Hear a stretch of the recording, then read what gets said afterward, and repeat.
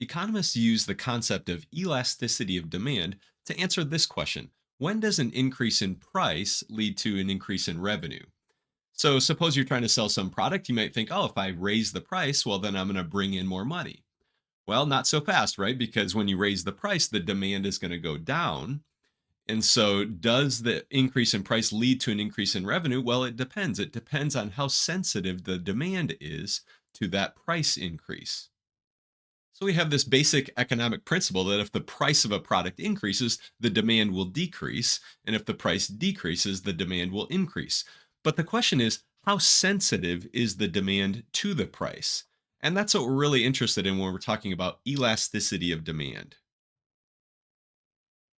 So let's do an example. Suppose you're selling some baseball caps, and we can put some numbers on these. So maybe you're selling them for $15 per cap. And let's suppose at that price point of $15, the demand is 1,000. So how much revenue would you bring in? Well, the revenue is just price times demand. So the price is $15 and you're going to sell 1,000 of them at that price. So your revenue would be $15,000. Now the question is, what if we raise the price? What's going to happen to the revenue? Well, if we raise the price, the demand is going to go down. But the question is, how much does the demand go down? If let's suppose we raise the price by 10%, but the corresponding demand doesn't decrease that much. So it decreases by less than 10%. Let's say it decreases by 3%.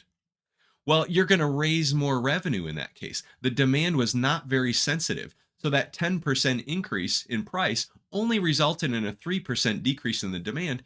So the revenue will increase. So here, again, the demand was not very sensitive to the price. Another example of that would be suppose you decrease the price by 10%. Well, then the demand is going to go up. But let's suppose it only goes up by 3%. Well, again, the demand is not very sensitive to the price there. That 10% decrease in price, you're hoping it was going to attract a lot more customers, but only attracted 3% more customers. So the demand is not very sensitive to the price. So if your goal is to make as much revenue as possible, well, in this case, when the demand is not very sensitive to the price, we say we have inelastic demand, then we should raise the price. Now, suppose we're in a little bit of a different scenario, though, where when we raise the price by 10%, the demand goes down by 25%. The demand goes down by more than 10%, a lot more. So notice what's going to happen to the revenue. Well, that 10% increase in price resulted in a 25% decrease in demand. Our revenue is going to go down. So the demand is very elastic in that sense. People were very sensitive to the price. That 10% price increase, wow, people said, no, I don't want to buy that anymore. In a similar situation, well, if you reduce the price by 10%, let's suppose there's a 25% increase in the demand. Again, people are very sensitive to that price. That 10% sale, right? You're reducing the price by 10% resulted in 25% more caps being sold, 25% more customers. So your revenue is going to go up. So in this case, the demand is very sensitive to the price. We have very elastic demand. So in this case, if your goal is to raise revenue, you should lower the price.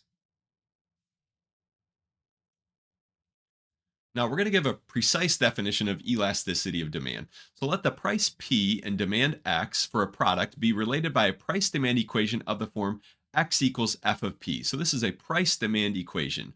Now, if you remember in the previous module, we talked about a price demand equation, but we were thinking about it a little bit differently in that module.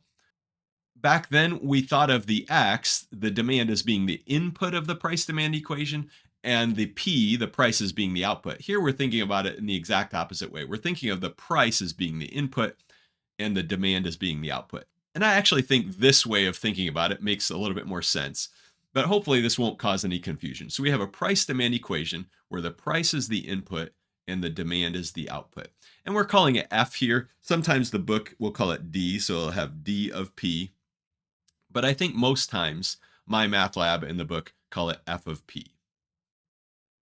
So here's our definition. The elasticity of demand at price P, denoted by E of P, is defined as, and it's defined to be the negative of the relative rate of change of demand divided by the relative rate of change of the price. So notice here we have a ratio of how fast the demand changes compared to how fast the price changes. So really, this has to do with how sensitive the change in demand is to the change in price. And by the way, you might wonder why we have a negative here. Well, remember that an increase in demand will cause a decrease in price and vice versa. So this ratio here is actually going to be negative because if the numerator is positive, the denominator will be negative. If the numerator is negative, the denominator will be positive. So this will be negative. So we put a negative out in front of it in order to make the elasticity ultimately a positive number. Now, there's going to be a formula for elasticity of demand. In fact, it's down here. Here's the formula for E of P. And I could have just given you this formula as the definition, but this formula, you might wonder, where does this formula come from? Well, ultimately, it comes from this definition. This definition makes the most sense here. It's how fast the demand is changing compared to how fast the price is changing. Well, remember in the previous video, we talked about the relative rate of change of a function. And remember, it had to do with the derivative of the function divided by the original function. So what is the relative rate of change of the demand? Well, remember the demand function was our f of p. So the relative rate of change of demand is f prime of p divided by f of p. Now, the rate of change of the demand would just be f prime of p, but the relative rate of change would be f prime of p divided by f of p. Now, what is the relative rate of change of the price? Well, the price is just P. So we have these F of P and P. The relative rate of change of the demand is going to be F prime of P divided by F of P. What's the relative rate of change in the price? Well, what's the derivative of P? Well, the derivative of P is just 1 divided by that original function. The function is just P, so divided by 1 over P. And so we have a fraction of fractions here. So we can rewrite this 1 over p down here as just a p out front. So we can rewrite this as negative p times f prime of p divided by f of p. And that's actually our formula for E of p. So we took the relative rate of change of the demand divided by the relative rate of change of price. And this is ultimately what we end up getting. And of course, we have this negative out front. So here's our formula. And we're going to use this formula in all of these problems. Now, this is going to make a lot more sense when we see some examples, but I do want to mention one more thing about the elasticity of demand. We have three possible cases. We have inelastic demand, we have elastic demand, and we have unit elastic demand. So what do these mean? Well, inelastic demand is when the elasticity is less than 1. Now, remember, the elasticity is always going to be positive. That's why we had that negative in front of it, so that ultimately it's positive. So the elasticity is positive, but when it's less than 1, what that means is we have inelastic demand. So in this case, demand is not very sensitive to changes in price. Okay, now the second case would be elastic demand, and that's when E of P is greater than 1. And in this case, demand is very sensitive to changes in price. So with inelastic demand, a price increase will ultimately lead to a revenue increase because the demand is not very sensitive to a change in the price. So you could just raise the price and it's not going to affect the demand that much. So if you raise a price, it's going to cause a revenue increase. And if you decrease the price, it's going to cause a revenue decrease.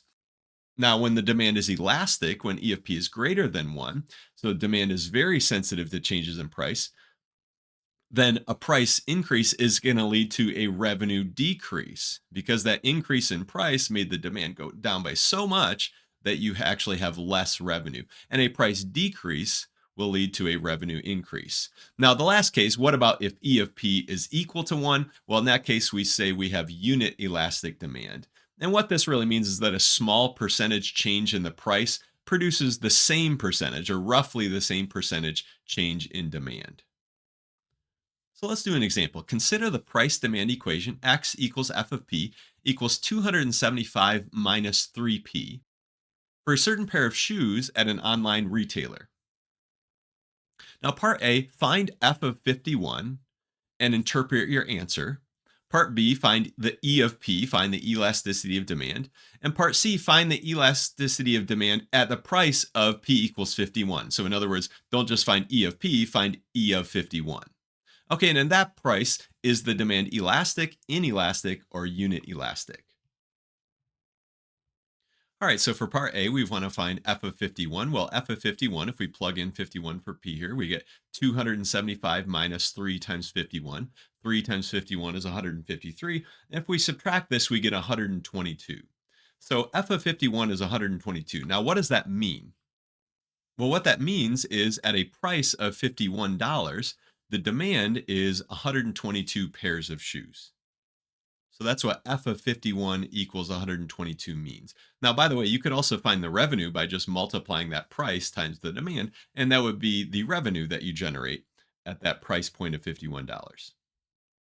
Okay, now part B, find E of P, the elasticity of demand. Okay, so let's remember our formula for E of P. It's negative P times F prime of P divided by F of P. And also remember our formula for F of P. F of P was 275 minus 3P. Now, when we plug things in, we're going to have to find F prime of P. So notice, what is F prime of P? Well, F prime of P is just, well, the derivative of this is just negative 3. So what do we get when we plug things in? We get negative P times F prime of P, which is just negative 3, divided by F of P, which is 275 minus 3P. So if we simplify this, well, the negative P times negative 3, that's just going to be positive 3P divided by 275 minus 3P. And that's our final answer. That's what E of P is. Now, sometimes when you're working these problems in my math lab and you look up the answer, you look up a help me solve this, they'll simplify this. So maybe if all of these coefficients were, say, divisible by 3 or divisible by some other number, you could factor out that number and then cancel that from the top and the bottom. But we don't have any nice cancellation or anything, or nice simplification that we can do here. So this is our final answer. This is what E of P is. Okay, now part C asked us to find E of 51. Okay, find the elasticity of demand at a price P equals 51. So in other words, find E of 51. And at that price, is the demand elastic, inelastic, or unit elastic? Okay, so this is just a matter of plugging in 51 for P. So we get 3 times 51 divided by 275 minus 3 times 51. So in the numerator, we have 153. In the denominator, we have 275 minus 153. So we end up with 153 divided by 122. And if you type this into a calculator, you get that this is approximately 1.254. Now, the key thing about this number here, the elasticity when the price point is $51, the key thing here is that this is bigger than 1. And when the elasticity is bigger than 1, what does that mean? Well, that means that we have elastic demand, right? Remember, when E of P is bigger than 1, we have elastic demand. When it's less than 1, we have inelastic demand. And when it's equal to 1, we have unit elastic demand. So we have elastic demand. So remember, what that means is that the demand is very sensitive to the price. So a small increase in the price is going to correspond to a pretty big decrease in the demand, so much so that we're actually going to decrease revenue by increasing the price. In fact, we could kind of check that. We could go back up here and notice at a price point of $51, the demand was 122 pairs of shoes. Well, what if we increase the price by, let's say, a dollar? So what's F of 52? If we've had a price point of 52, if we had a price point of $52, what would the demand be? Well, you can plug things in. You'd end up having 275 minus, it'd be 156. And what you'd end up with is 119. So the demand would be 119. Now, the question is, by increasing the price there, did you increase the revenue or decrease the revenue, or did it stay the same? Well, what is the revenue here? Well, to find the revenue at a price point of 51, we'd have to do 51 times 122. And 51 times 122 is 6,222. So at a price point of $51, you sell 122 pairs of shoes, and the ultimate revenue that you get is 6,222. Well, what about at a price point of $52? Well, at a price point of $52, you sell 119 pairs of shoes. 52 times 119 is actually 6,188. So notice your revenue there is actually less. So by increasing the price from $51 to $52, the demand decreased so much, right? It decreased from 122 pairs of shoes to 119 pairs of shoes. It decreased so much that we actually decreased the revenue. So notice that for this elastic demand, increasing the price actually resulted in a decrease in revenue. Okay, if it were inelastic demand, if that E of 51 were less than 1, then increasing the price would actually result in an increase in revenue. Now, one last type of problem in this module that my math lab gives is actually a very simple problem. This doesn't even have to do with elasticity of demand. It says use the demand equation, f of p equals 50 times 12 minus p, to find the revenue function. And this is a multiple choice question. So which one of these is the answer? Now, remember that revenue is just price times demand. So our revenue function, which they're calling R of P, is just the price, which is P, times the demand. And our demand is this 50 times 12 minus P. So this is actually the answer, but notice it doesn't look like one of these answers here. Well, we have to simplify this, and we should get that it looks like one of these answers here. In fact, this is really 50p times 12 minus p. Well, 50p times 12 is actually 600p, minus 50p times p is going to be 50p squared. So that's our answer, 600p minus 50p squared. And notice that's answer B. Okay, so that's the revenue function. The revenue is just price times demand. And this is the demand function, so we take our demand function and just multiply it by p.